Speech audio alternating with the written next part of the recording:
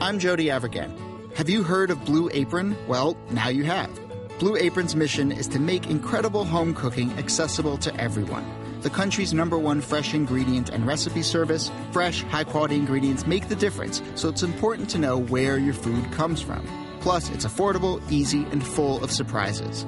Check out this week's menu and get your first 3 meals for free with free shipping. You will love how good it tastes and feels to create home-cooked meals with Blue Apron, so don't wait. Go to blueapron.com/30 for 30.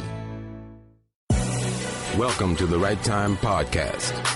The Right Time with Bomani Jones.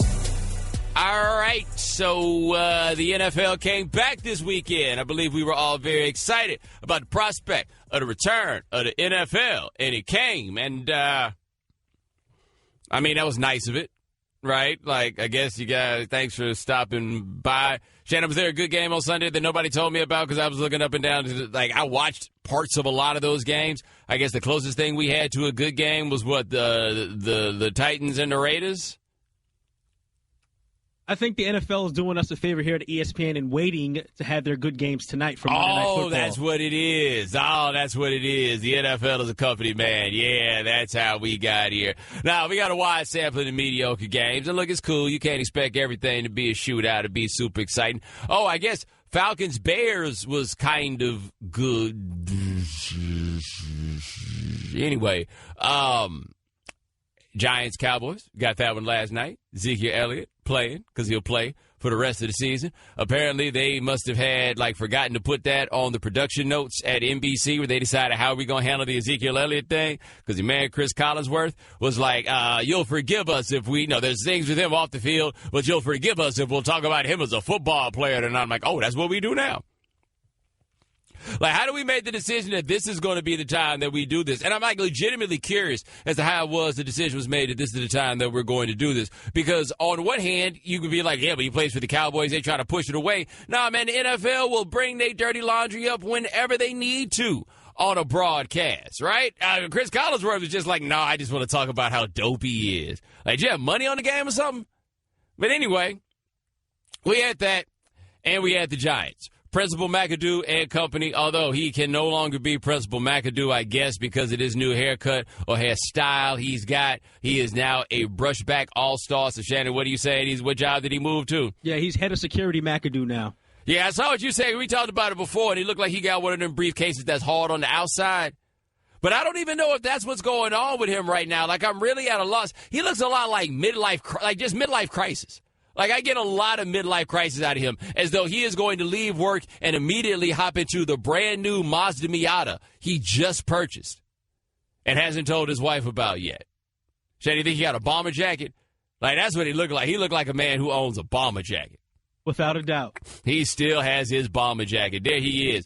Giants are bad, though. The Giants are bad. And I don't even know. All right, so let's try to figure this out. Were the Giants bad? Or was the Giants' offensive line simply bad? Because there didn't seem to be much time to throw, and there definitely was no hole to run the ball through. Pontai Perkins couldn't get anything going. Some dude named Orleans had one good run, and that was basically it for the whole team. He had a 12-yard run. All right, let's really be real about this. Orleans Darkwa had a 12-yard run. The rest of the team ran in this game for 23 yards. All of them, all together. 23 yards. They look bad. Their offensive line, how does this continue to be a problem as such? The offensive line looked bad. The defense, however, I thought actually looked pretty good, especially considering your man Dak looked good. Like, Dak Prescott looks, right? We'll see how it goes as the year progresses. But at the very least, he looked like a better quarterback. Last year, he looked like a rookie who was doing well. He was out there this year looking like, okay, I am, in fact, the starting quarterback. He still can't figure out how to get the ball to Dez Bryant, even when he tries hard as he can. He targeted Dez 9 times. He only got the ball to him twice. I don't quite understand how this works this way. Like, how it's easier for you to find Terrence Williams than it is for you to find Dez Bryant. I'm not even being funny. I don't even get that. Your man Cole Beasley got himself a couple of catches. How hard he be hating on Switzer, though? Like, how many times do you think they came up to Cole Beasley? They're like, so are you going to take Ryan Switzer under your wing? You can learn by watching me. Yeah, all right. His time coming, I can see why. Actually, no, I don't see why they feel like they need him. They got me. Y'all need two. And by two, I mean undersized slot-type receivers. Undersized slot-type receivers, Shannon. Undersized slot-type receivers. Like Cole Beasley be like, Julian Edelman, I mean, he cool. But why you acting like I'm not right here? Like I'm not right here before you. But Shannon's a Giants fan. He does this New York sports thing. Mm-hmm. You have always told me that you do not enjoy watching the Giants on national television because you're always afraid that they're going to embarrass you. Mm-hmm. Or when Eli Manning throws a pick and I get bombarded on the Twitter with all the "Sub with your mans." So, Bo, where'd they get that from? He threw an interception this week, didn't he? Oh, he threw an interception. And you know how I knew he threw an interception? Because my mentions lit up with "Sup with your man, Shannon." But who didn't? Who didn't say that to you? I appreciate it. But you did text me during the game, though. Yeah, did he throw it in the third quarter? The interception? If so, yeah. Because that would explain why I missed it. At halftime, I made an executive decision that I knew how this game was going to end. And what do you know? It did, in fact, end that way. Like, it went that way that we thought it would go. But I guess, once Odell wasn't playing, I guess you figured as a Giants fan, the offense wasn't going to show up anyway, so you go on about your business, right? Basically, like, as cruel as that sounds, I knew once they announced that Odell wasn't playing, I didn't expect very much from that offense. And they showed why. And on top of it, don't think so much about yourself, homie. We had a feel-good story. Jalen Smith, back. Looked good. Looked good. This is a dude that I don't think that people were so certain that he was going to play again. He looked good. By the way, here is Director of Security McAdoo saying that the Cowboys just got better of them. We didn't function at a high level tonight. It's one of 16 games. We have to be careful getting too emotional about one football game. But it's one of 16. A lot of effort and energy goes into the first game. Got to tip your hat to Dallas and move on to the next. Hey, play that one more time. I want to try to count them. We didn't function at a high level tonight. It's one of 16 games. We have to be careful getting too emotional about one football game. But it's one of 16. A lot of effort and energy goes into the first game. Got to tip your hat to Dallas and move on to the next. 3. I got 3. Shannon, how many did you get? 4, because I actually divided the tip your hat to Dallas and move on to the next one. Oh, now did he do tip your hat twice? Like, I felt like he had one of those that he rotated. Oh, 1 of 16 games. 1 of 16 games. So, yeah, we're going to call it 3.5 on that. He decided he wanted to rattle off all the cliches that he could. Here's Eli Manning telling the biggest lie in the world.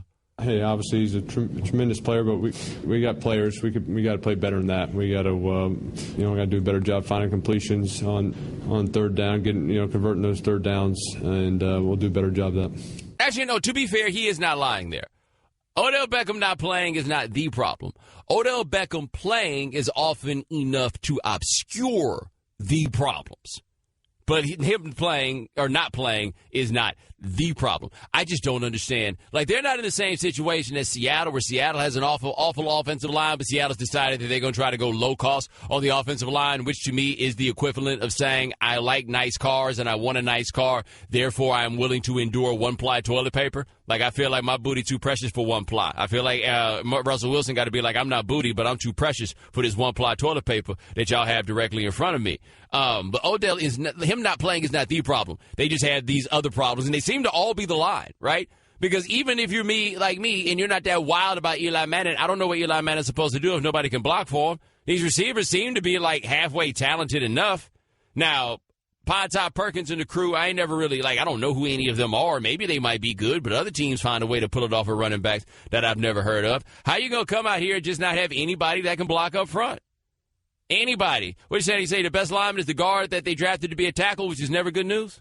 Justin Pugh, when he drafted to be a tackle with the first-round pick back in 2013, and he's now a guard. And that's your best offensive lineman. Hey, look, say what you want about the Cowboys. Cowboys know walking into every game, our quarterback will have time to throw. And I can't imagine how relieving that has to be Prescott to know that no matter what happens, I'm going to have time to throw the ball. Eli Manning, he's back there like, oh, my God. And you know what his face looks like? The exact same as it would look if he won the Powerball. The Right Time with Bomani Jones. We talked just a second ago about the Cowboys and the Giants, and the Giants did not look good. The Cowboys, I suppose, look good enough. I I don't know if we're in a position yet, though, whether we know that if the Cowboys' defense is good or not, or whether or not they were playing against the perfect foil, being an offensive line that isn't really a line. It's a perforated line. It's a bunch of dots. That seems to be the best way to describe what it is that the Giants had going on with regards to their front. So I don't know how good the Giants were. I mean, the Cowboys were. I don't feel like the offense for the Giants. Oh, God, they look bad. They look bad. I can't take much long range from anything that happened in that one. But, buddy, let me tell you something.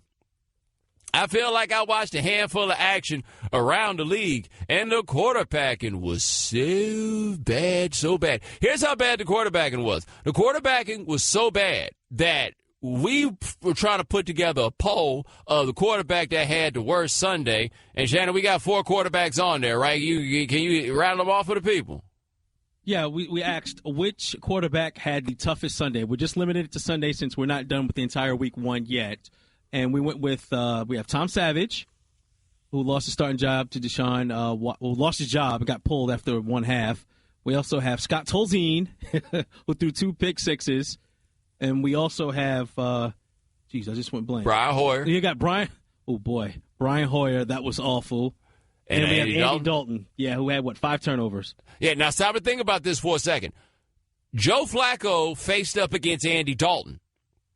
Joe Flacco played badly. Baltimore won 20-0. Like, they won 20-0, and Joe Flacco after the game is talking about how hard it was for them on offense, all right? The Texans lost to Jacksonville, who had Blake Bortles, and the reason Blake Bortles isn't on this list is because they won a game. That's it, because Blake Bortles basically put up a Blake Bortles performance. That was it. Quarterback play around the league was so bad. We didn't even think about Josh McCown, Shannon. I guess maybe it's because our expectations of him aren't that high. That dude, he attempted 39 passes, only had 187 yards, and threw 2 interceptions. Like, there's room there. There's so many other scrubs that we could have named. Like, even if you want to try to put your best face on it, right? Like, Deshaun Kaiser, I don't think Deshaun Kaiser played badly necessarily, but Deshaun Kaiser didn't play especially well. He's nowhere near being part of this discussion. I think Russell Wilson, maybe we giving him the benefit of the doubt of those 5 dots that he's got in front of him, but he looked like boo-boo. All around the league, man, the quarterback situation looks so terrible that it reminds you, oh, by the way, there are a handful of teams who are not intentionally trying to lose, but are consciously not making themselves better. Oh, Shannon, my bad, forgot. Carson Palmer, he had 3 interceptions. Do you remember that? He had 3 interceptions. Totally forgot. Kirk Cousins was looking like Silky Johnson's coat out there. Not looking especially good. No. Like, at least you had Carson Wentz. But Carson Wentz had some moments out there where I did not think he played well. But the highlights for Carson Wentz were high. Like, Carson Wentz is on that demo, like that sort of thing in the demo tape that you put out there to show him that potential. Right? Like, he went out there and he brought it in that way. There were so many bad quarterbacks. And never forget this. The owner of the Jacksonville Jaguars, because we blame a lot of what the situation is with Kaepernick on the owners, right? Like, you talk about the owners are conservatives, the owners gave money to Donald Trump, all this other stuff. These are different answers that people come out here with. The owner of the Jacksonville Jaguars looked at them sorry quarterbacks he's had, and he was like, yeah, if y'all want to do that, that's cool. I'll take Kaepernick, whatever. And then somebody asked Tom Coughlin about it, and Tom Coughlin don't even want to answer no questions about why it is that he did not make the decision to sign a quarterback who is 2 times as good as anybody that Jacksonville has on their roster. At least 2 times as good as anybody Jacksonville has on their roster. That man's like, no, we'd rather lose. We'd rather lose. And bless your heart, by the way, if you have made the decision that you are going to root for a football team that said, you know what, nah, we'd rather lose. Like, y'all made that call. You made that decision. You get mad about everything. This team breaks your heart left and right, and the general manager of your squad is like, fine, I'll break your heart even more because I don't care about winning. Sorry, that's what y'all thought they brought me here for? They didn't bring me here to care about winning. They brought me here to give them 3 cheers for the red, white, and blue. By the way, speaking of Jacksonville, they beat the Houston Texans. Shannon mentioned that Tom Savage got pulled. Here's what Tom Savage said about getting pulled. I mean, obviously you never want to be replaced. That's not a good feeling, but that's called a team sport, and I'll be here for this team. That's out of my control, so I'm going to be ready to go, and just like I have been for the past 4 years, and that's kind of what trained me for this. Damn, he's been there for 4 years? Are you serious? No. Shadow, look that up. He ain't been. This can't be year 4. He can't be there. This dude has been allowed to stay in the NFL for 4 years. Now, to be fair to him on getting pulled, I think it's fair to ask the question, is that did they bench Tom Savage or did they save Tom Savage's life? Because I'm not sure how much of what happened in that game had to do with Tom Savage. And I think that Tom Savage is whack. Shannon, what we got here? This is his 4th season. He was drafted in the 4th round, 2014. So he's already got a pension. Right? Like this. Wow. Anyway, I don't know how much of what happened in that game was really on Tom Savage. The reason that I say that is there was no time.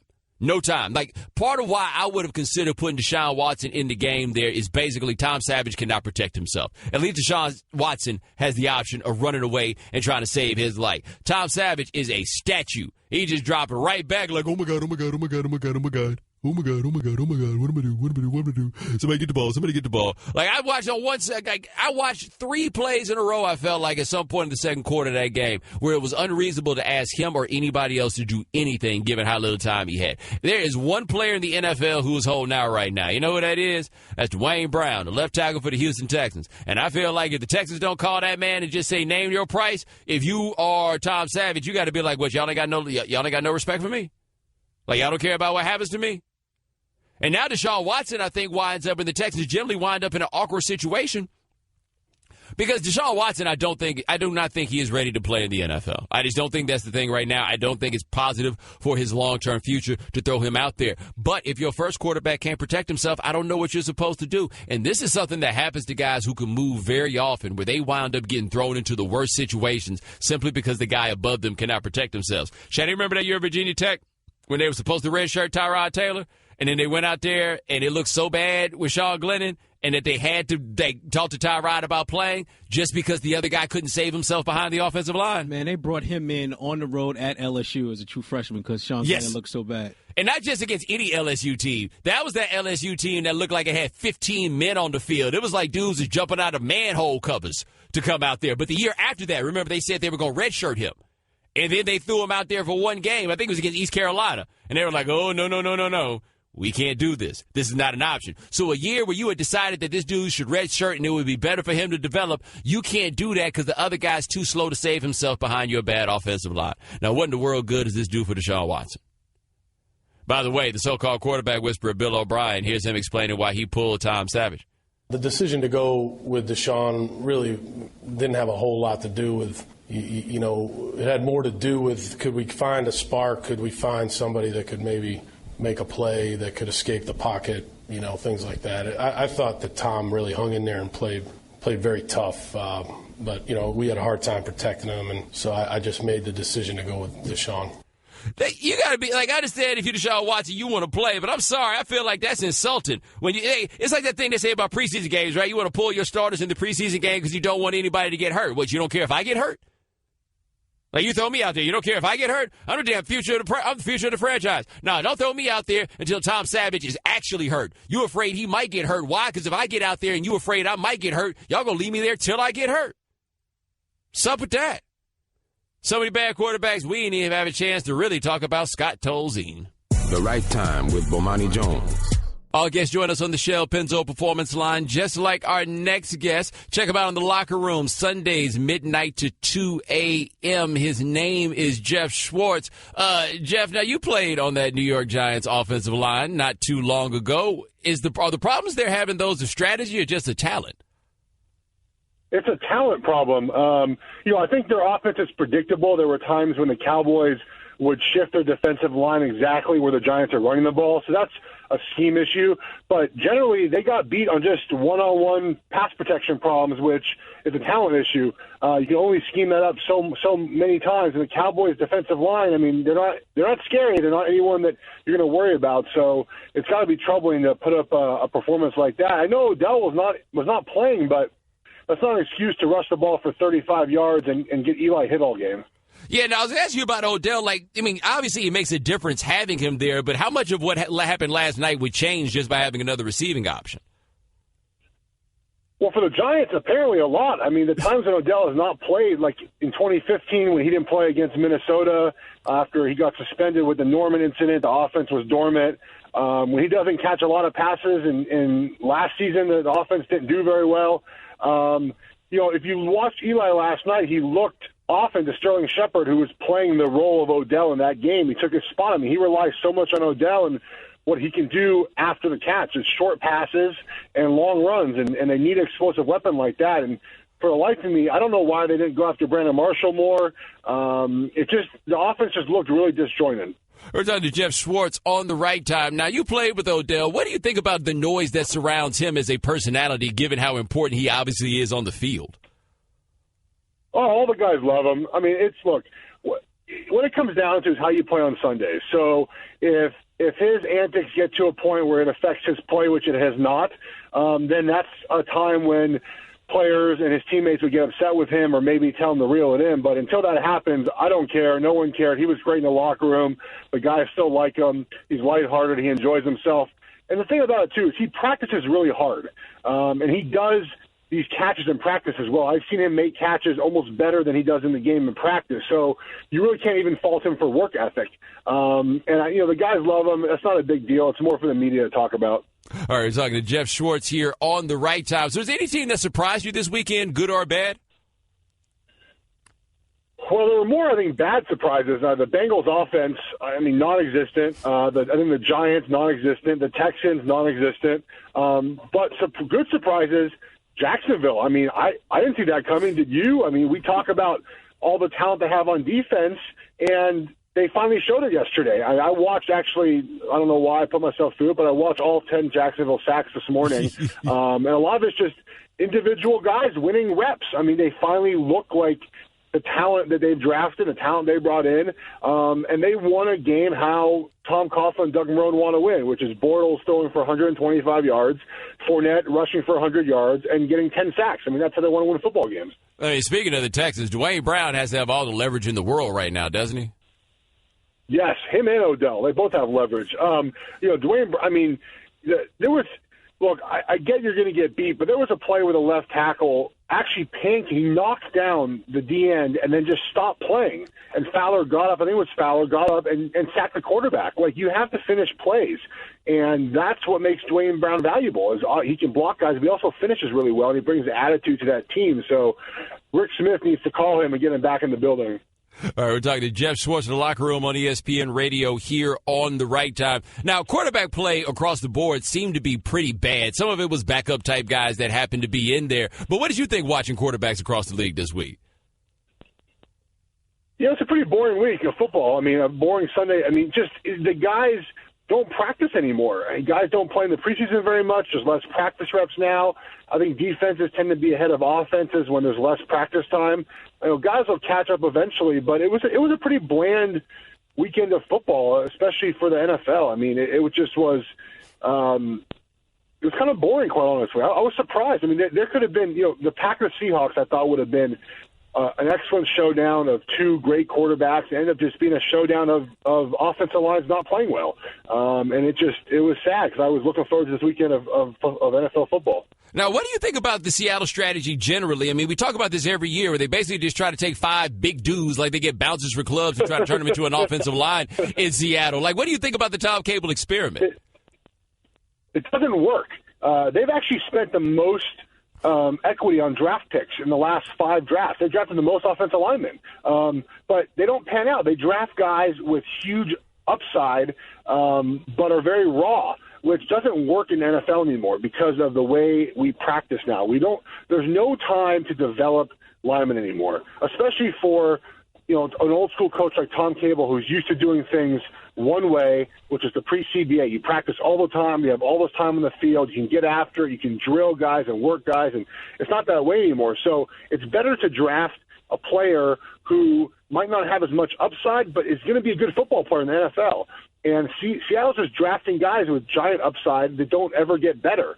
And it's a huge problem for them. I mean, you're wasting Russell Wilson. I don't think people realize how special he is as a player. And how special he could be if he just had an offensive line that would give him 3.5 seconds to throw the ball.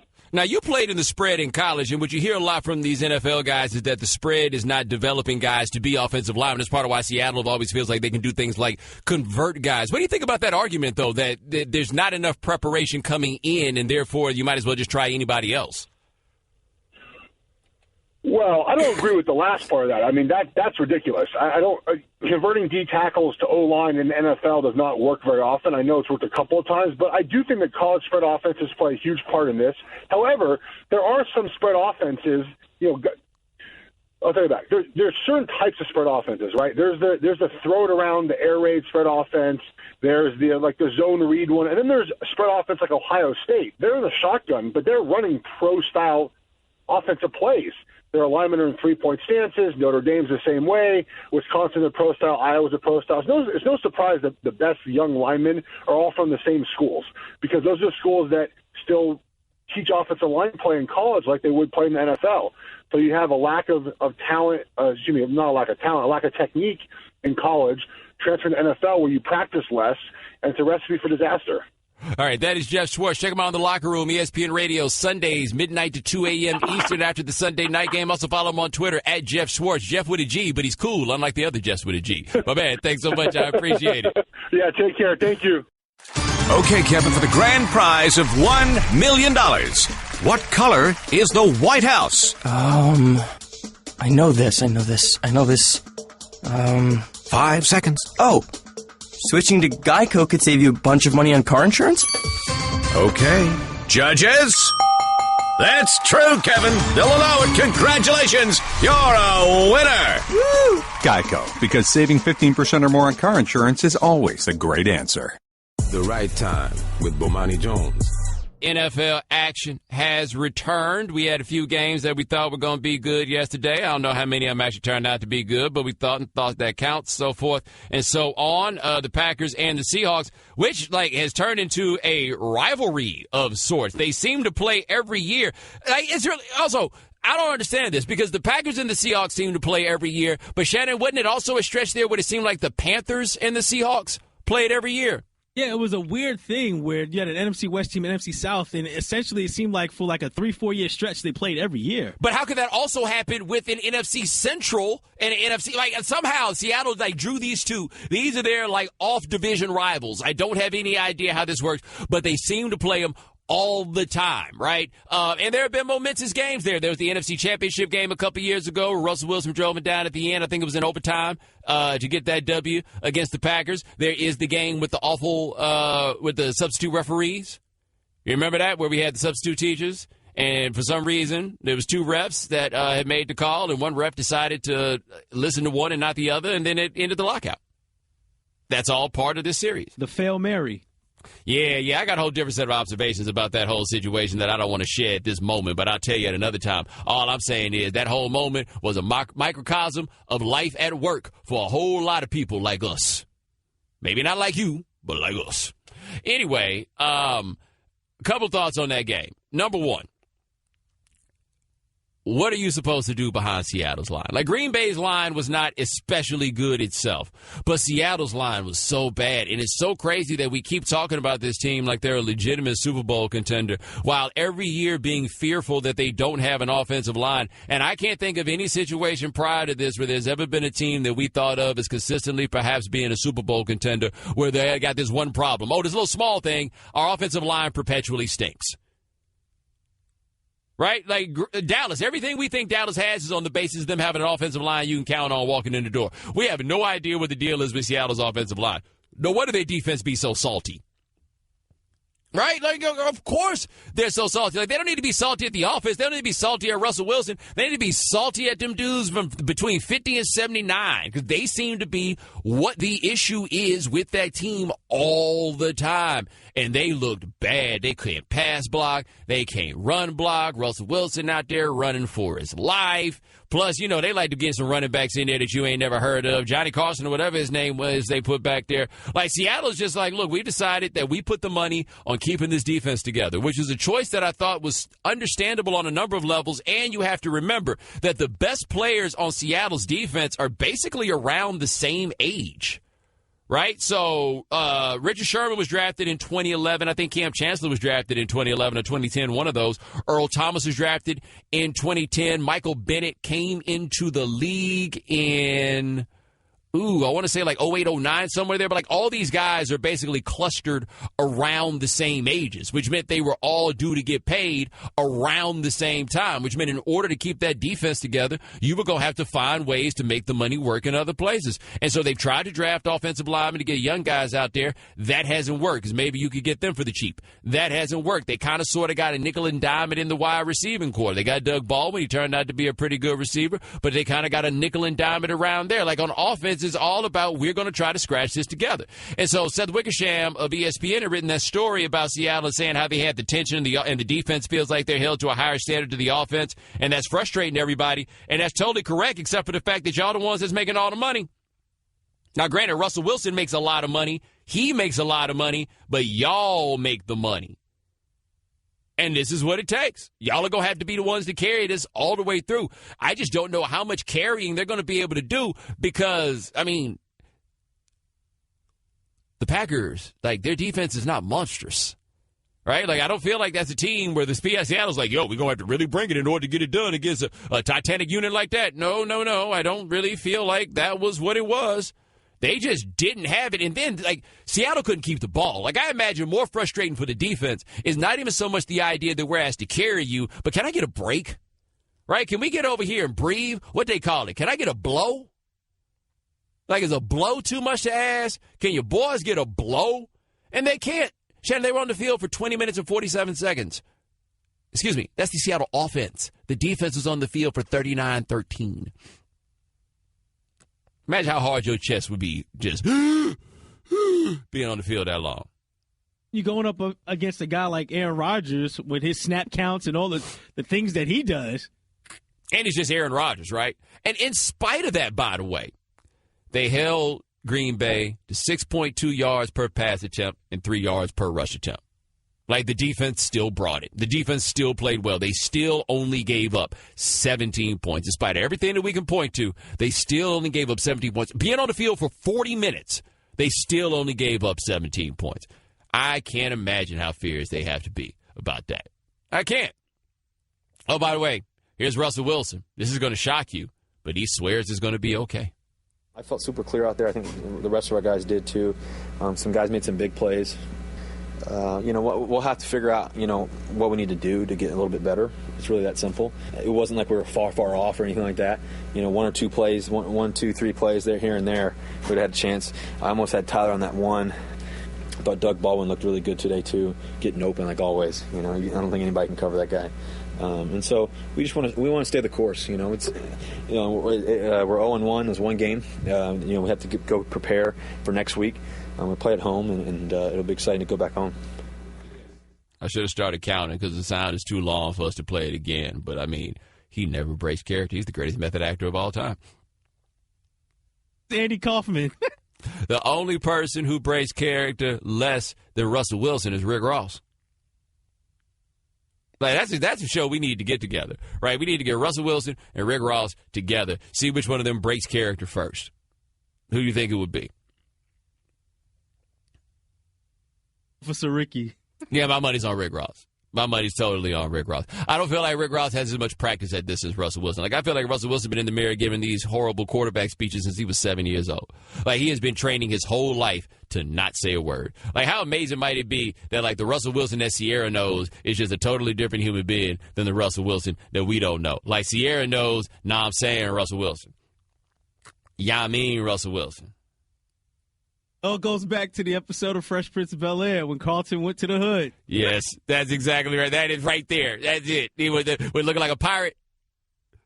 Or would it be, or, is that the episode, is it the Fresh Prince episode of Carlton going to the hood and he winds up getting all the way immersed? Or is it possible that the Russell Wilson that we're getting is actually the Fresh Prince episode where Will was wearing the sweaters wrapped around his shoulders trying to holler at that girl, and then he found out that she liked the gangster, and then he came back on the other seas? Which one is it? Because I feel like I don't know anything about Russell Wilson at all. He gives us all the access in the world for us to know nothing. Nothing at all about him, except for the fact he's running for his life. There's one thing we do know about Russell Wilson. Go ahead and tell him. He's from a small town named Richmond, Virginia. Oh, God. Small town, Richmond, Virginia. Like, what else has he said? Have you heard him rattle that off in an interview the way he did for us? Was that something he was just trying that week? That was new. He was adding that to his cliche repertoire. Right. He decided, did he just like workshop that with us and then decide he was giving up on it? Because I feel like we should have heard that from him in all kinds of other places. Wrestling when they have a house show, yes. They go out here and practice before That's it goes exactly on television. He was out here practicing his small town, Richmond, Virginia. Yeah, like this is what he does in a comedy club before the Netflix special. Like he's just getting his weight up before it goes there. But how much of a problem do you think the Seattle offensive line can be? Because the one thing they have going for them is they have a division they should win, except for the fact that the Rams were out here looking like the number one ranked team in the Associated Press poll, playing against the Colts. Part of that was playing against Scott Tolzien. The other thing with the Rams, though, we know they have talent on defense, right? So even without Aaron Donald, they added Wade Phillips to this equation. And if we know anything about Wade Phillips, we're going to figure out how to get this pressure thing cracking. You know this. So if they get a defense like that, how much offense do the Rams actually need? And apparently, Sean McVay might be the quarterback whisperer that actually does really exist, right? Because we saw what he did with Kirk Cousins. And Kirk Cousins, granted, I think Kirk Cousins was the same dude at all steps in this. But if you saw Kirk Cousins play against the Eagles, you realize, man, that dude is just not good. Sean McVay can make it look a little bit different. Jay Gruden going back to calling the plays that don't really look like the Heat. Sean McVay got his hands on Jared Goff, who was one of the worst rookie quarterbacks we had ever seen last year. Jared Goff put up 3 bills and like an efficient 3 bills. How crazy would it be if the Rams messed around and got out there and won this division, right? I mean, I feel like it's too early to say that they will. I feel like it's too early to say even that they could. However, it's not too early to prepare yourself for the possibility. Shannon let them know. You don't have to get ready if what? You stay ready. That's what I'm doing. The Right Time with Bomani Jones. All guests join us on the Shell Penzo Performance Line, just like our next guest. Football season back, so he's back around here. Ryan Clark joins us here on The Right Time. So what'd you think about week 1, man? Well, what's up, man? I thought some offenses looked pretty bad, man. I thought there were a lot of teams that may have rested offensive players a little too much. But, usually the defense is ahead of offenses, and we saw that in a lot of the games. We saw the Rams defense actually play better and score more points than the Indianapolis Colts offense that they were facing.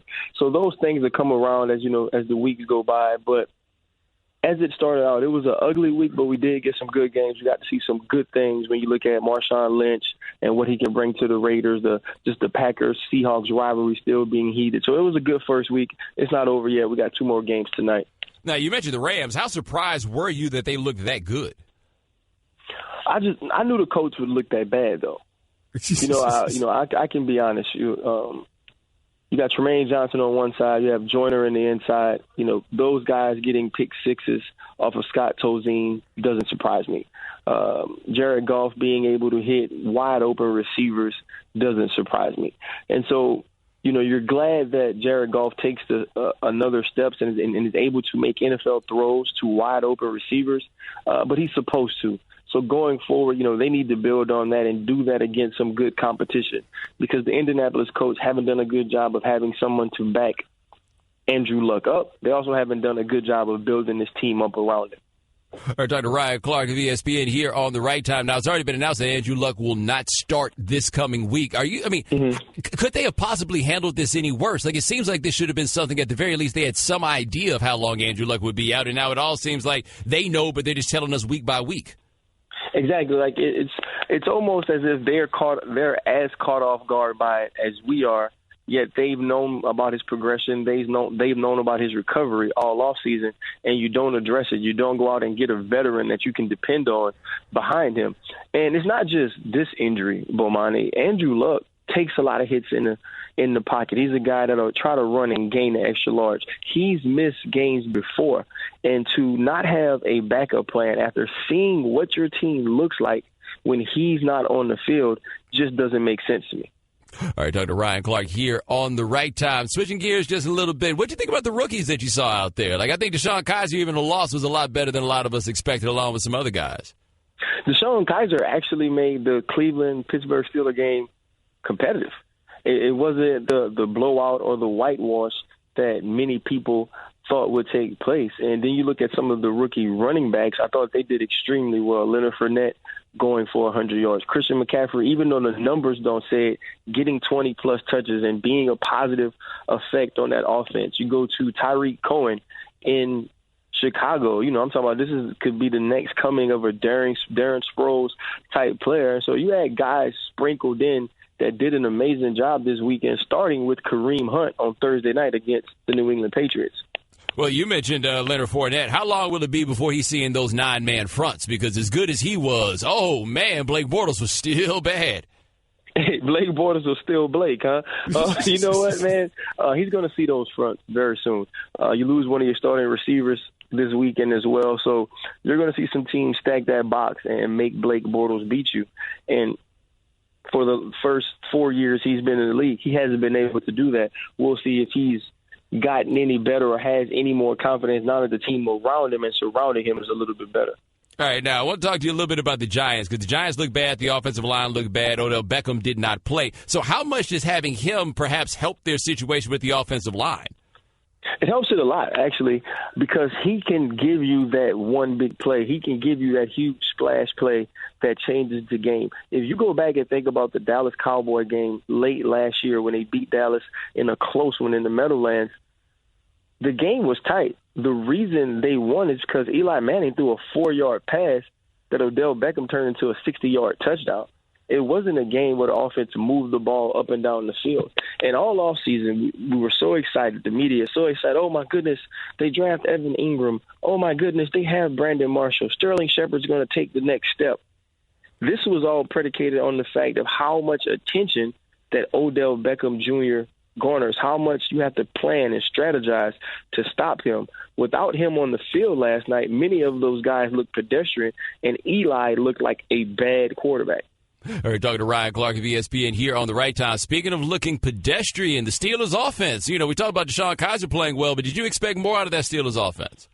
I did, and they were just okay. Antonio Brown was Antonio Brown, 11 targets, 182 yards. He played extremely well. It took Le'Veon a little while to get going. He wasn't, the guy we're used to seeing. I think that was to be expected.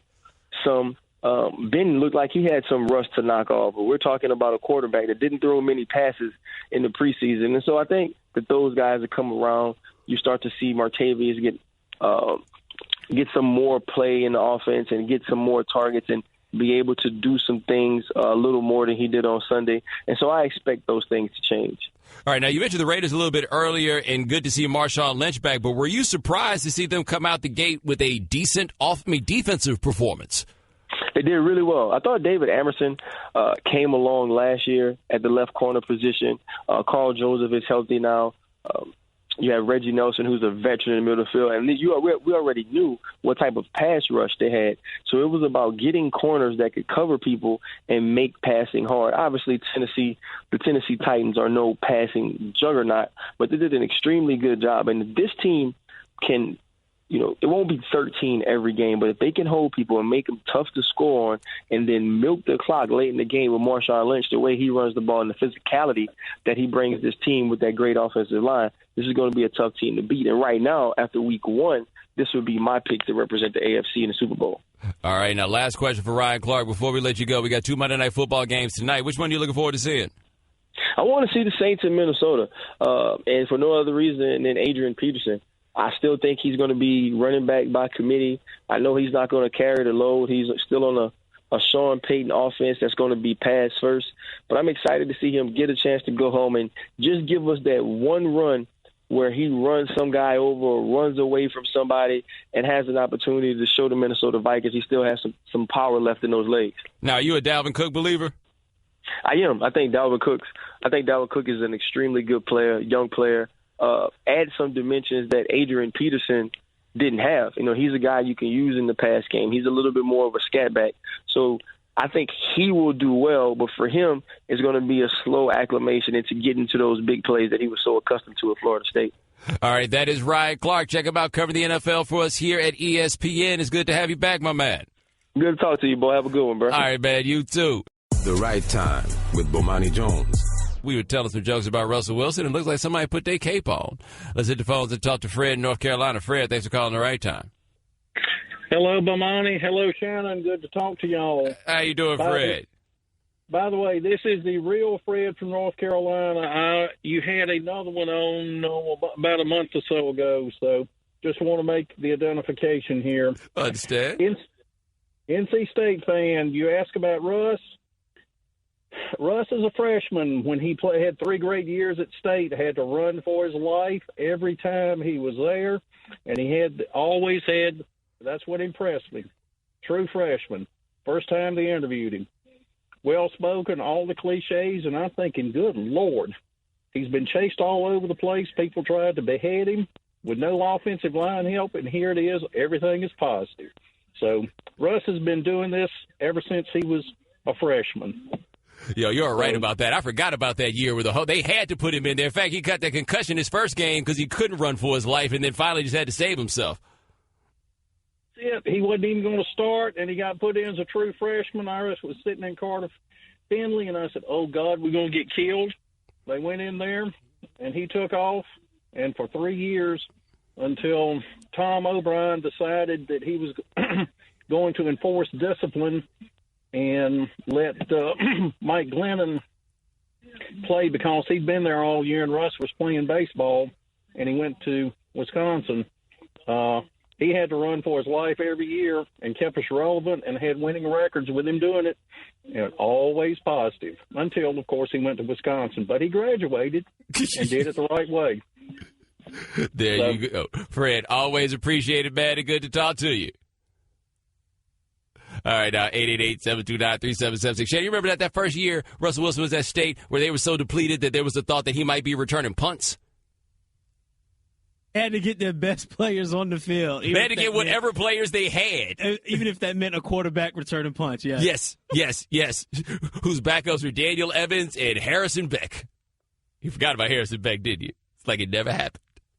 888-729-3776. That is our telephone number. We were going to talk about Tom Savage, but ain't nothing to say there. Y'all seem to be caught up on Baker Mayfield. Or are people actually charged up about this Baker Mayfield thing, Shannon? Does anybody actually care about this thing with Baker Mayfield and him trying to plant the flag at Ohio State? I'm not sure if you guys saw this, but Oklahoma won a game against Ohio State. I know Oklahoma won the game against Ohio State because I was watching it, but just in case I was not watching it, my mother, who went to Oklahoma, sent me a text that said, I'm sure you saw the OU-OSU game, because she went there and she likes to bring up an Oklahoma wins. And, I mean, that's a game that throughout in recent years, that's a game you could bet on Oklahoma losing. No, Oklahoma went up there and put the hurt to Ohio State, and then Baker Mayfield, because they were still salty about getting mollywopped last year on their own field, he came out there with the OU flag, and he's like, I'm going to plant our flag at midfield. So he ran out there with the Oklahoma flag, and he brought it up over his head, and then he brought it down to the ground, and he couldn't plant it because it's artificial turf. It's not how artificial turf works. It doesn't go that way. Baker Mayfield had to apologize today. In fact, here is Baker Mayfield apologizing right here. It was an emotional game. I told you guys that last week that it was. I knew that it was going to have a lot of implications on the playoffs, and so that's the way we were prepared. And so it was an emotional game. And so after the game, it did not mean for it to be disrespectful towards any Ohio State people at all, especially not the team or the players, because they're a great team and a great program. So I didn't mean it to be disrespectful at all. I mean, we do the flag thing at OU Texas, and so that's just something that I got caught up in, an emotional win. And, it should have been something I did in the locker room, so I apologize for doing it in the middle of the field. If he has to apologize for that to you, you're a dork. Can we just go ahead and say that right now? If he's got to apologize for that, you're a dork. And did you notice what he said at the end there, Shannon, that we do that for OU Texas? Right. Like, they come down, and when they win a game, they plant a flag in the middle of the Texas State Fair, and ain't nobody made them apologize not one time for this. Now we got to apologize because some dorks are mad that he tried it in Ohio. Ohio needs to toughen up a little bit. That's one thing about being a Texas fan, man. Anybody from one of these little Rudy Poo border states that wishes they was Texas, they always want to come put their flag down. Arkansas did it at Texas in 2003. I ain't going to lie. I wanted to set the damn thing on fire. I'm not going to pretend as though, like, I like it, I enjoy it, but you ain't asking nobody to apologize for that. What this dude needs to apologize for is the NCAA investigation that should be spawned by him trying to plant that flag at midfield. And I say that should spawn an NCAA investigation because that's enough to make me ask questions as to whether or not Baker Mayfield is actually taking his own classes. How the hell do you think he was going to plant that thing in a rubber field? Like, there had to be at least one dude that was at midfield when they saw him that was like, hey, but you can't, you. How long do you think it took him before he realized why it didn't work? All right, hold on. I'm going to just kick some dirt. How come no dirt's coming? Oh, yeah, it doesn't work like that. My bad. I'm tripping. But they really made him apologize. Look, man, college football is all about pettiness and robbery in this way. These are not professionals. These are kids, and y'all are into it in ways that you should not be into it, and you demand things that you should not demand when it comes from this. There's no way in the world that this young man should ever have to apologize for this. Now, here is Lincoln Riley, their young head coach, explaining why he apologized. I think that's something Baker wanted to do. I mean, it's not – I found out after the game, that it happened, and I knew right away that, again, it's not taking a shot at somebody else. He was excited for the way, the team played and in that kind of atmosphere and environment. And he's, as everybody knows, is an emotional guy that, he wears his emotions on his sleeve. He's got a competitive fire that, I think rivals just about anybody. And I agree with you. I think he was letting his emotions out. And, Baker, everybody has a lot of respect for Ohio State, their tradition, the team that they've had before, the team that they have now. That's why it was such a good ball game. So it was no shot at those guys. It was just they were excited about the way we came and played in a great football environment.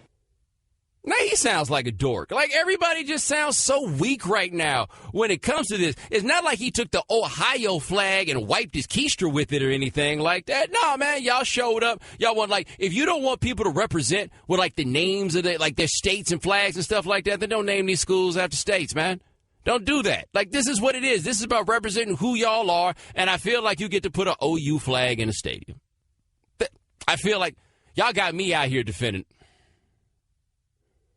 The other thing you have to remember, Oklahoma, one of them states that's just a little bit insecure. You need to let them have their moments when they can. You ain't never seen the Grapes of Wrath? Come on, man. They got a lot that they fighting within themselves about their self-esteem. The Right Time with Bomani Jones. Our guest join us on the Shell Pinto Performance Line, just like our next guest. He covers college football at SBNation.com. Better at it than anybody else. His name is Spencer Hall. Spencer, I'm a little confused. That was the sort of game that Oklahoma loses, has lost fairly consistently for a while. They put the hurt on Ohio State. Oh, that score is a lie because it could have been worse.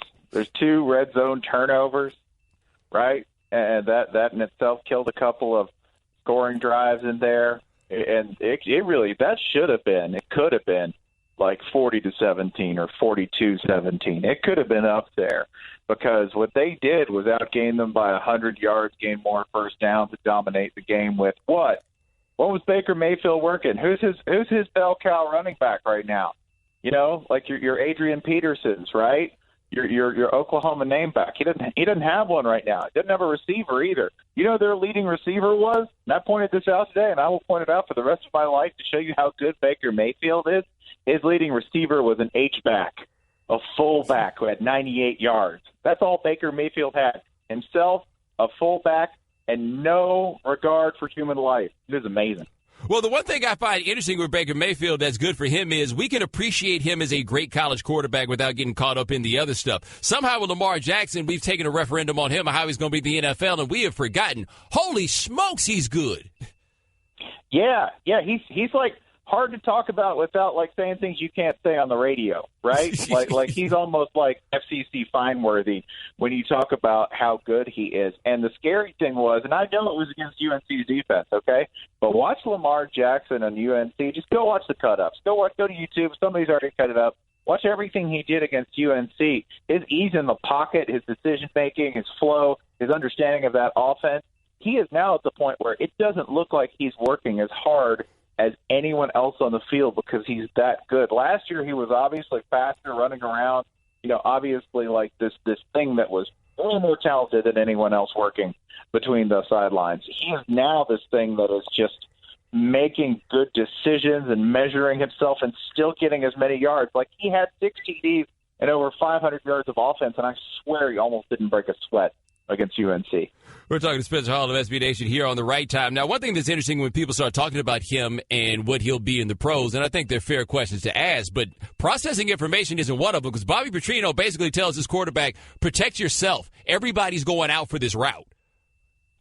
Yeah, and you should also consider this. Protect yourself, and or Lamar Jackson always has the option to run, right? So when it comes to information being processed, Lamar Jackson always has one more option than everyone else, maybe two more depending on the run play or the run option being called, right? So, whereas every other – I always think when there's a mobile quarterback, their options actually get trickier because they could create on the way. So the menu's actually bigger. In terms of what he's doing now, though, watch how he hangs in the pocket. Like this is an overt thing that he's doing, is hanging in the pocket and making throws from the pocket in order, I guess, to show that, yeah, at the next level he's going to be that good. I think if anyone doubts that he could do it, then they're not watching what's happening, right? I'm not saying he'll be successful at the next level because, honestly, if you know what makes a good NFL quarterback, you should be way richer than I am, right? But based on what I've seen, this is not an accident. Nothing Lamar Jackson does is an accident, right? If he's 2/3 as good in the pros as he is right now, he's going to be a Hall of Famer. Now, speaking of places Bobby Petrino used to work, which Louisville kind of counts as, is this what I think I saw it the fourth time in 12 games that Auburn has had a game where they did not score a touchdown? That is correct. That is correct. They did not have, I believe they had 115 yards offense total. That's Gus Malzahn, offensive wizard. Yeah, Jarrett Stidham didn't have 100 yards passing. That's sort of normal because quarterbacks at Auburn have struggled before. What's not normal is that they didn't rush for 100 yards.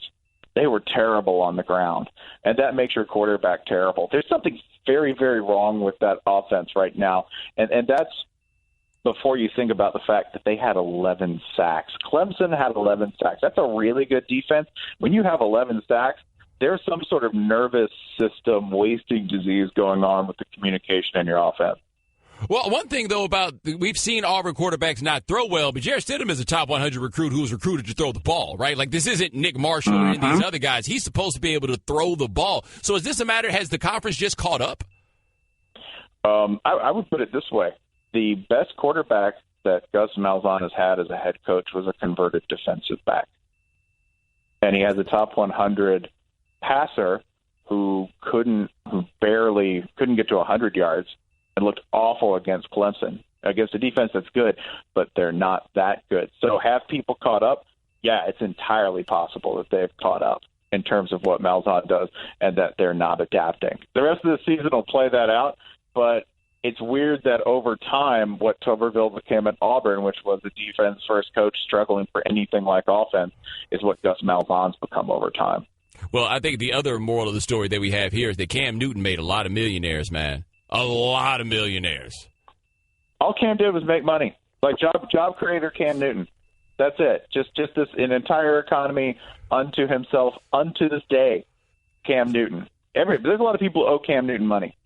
Yeah, I feel like he and Johnny Manziel should both run for office, right? We create jobs. That's all they do. That's all Cam Newton did. Cam Newton created jobs across multiple states. All right? He really did. And if you also look at Cam Newton, here's the thing.